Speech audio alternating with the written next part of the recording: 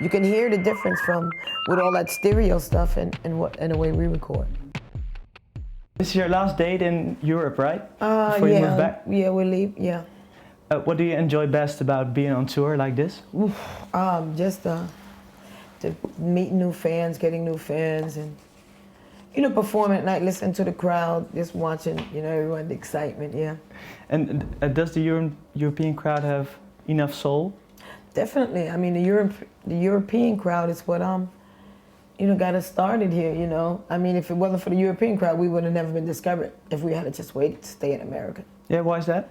I don't know. Americans doesn't seem to realize about good R&B and good soul music. They still look at it like old music. So it took us to get over here, and then Amy and Mark Ronson and these young groups to start dabbing in it, and they would say, "Oh yeah, soul music. Oh yes, that's the greatest thing. Let's all do it now." And do they get it now in the US? Yeah, they got it. Yeah, they got it? Through you? Or? Yeah, they got it. What does your average day look like when you're on tour? It's like, I mean, this time it's a little hectic for me because all the interviews and stuff. And like right now, I know the interviews are important, but I really would not like to do any interviews right now, just rest.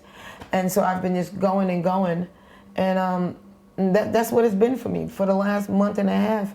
Every day, if I'm not talking for hours, I'm up in a photo shoot, somebody taking pictures, or so, and it wasn't like that my last couple of albums, so I was sort of relaxed, and I wasn't probably prepared for all of this here, but it's happening. I got to take it one day at a time. But how do you get through it?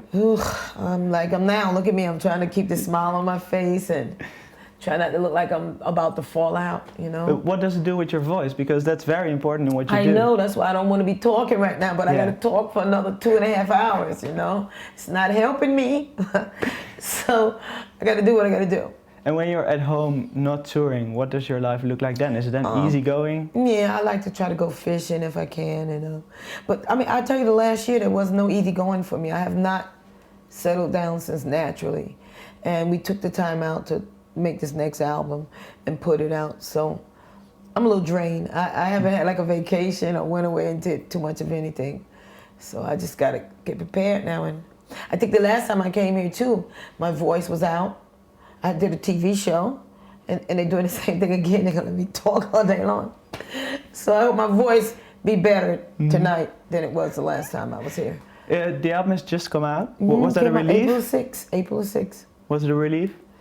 Yeah, once it was out, and and I started hearing it, and people start talking about it, Do you think, because it's a new soul record of this era, do you think the world needs these new records with all these old ones? Yeah, we need some new soul, because the old ones are the old ones. You're gonna always continue to play those. Those are the classics. So, but now then our stuff will probably become a classic 20 years from now down the road, or 10 years. And what do you do different? As far as just singing? Nothing. We just went in and do what we usually do.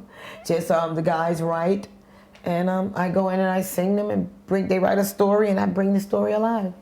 And you recorded the album with an 8-track recorder, right? Yeah. And what are the advantages of that? I don't know. You have to talk more to Bosco for that, the producing part. That comes to those guys. Me, all I know is that it gets a better sound. It sounds more natural.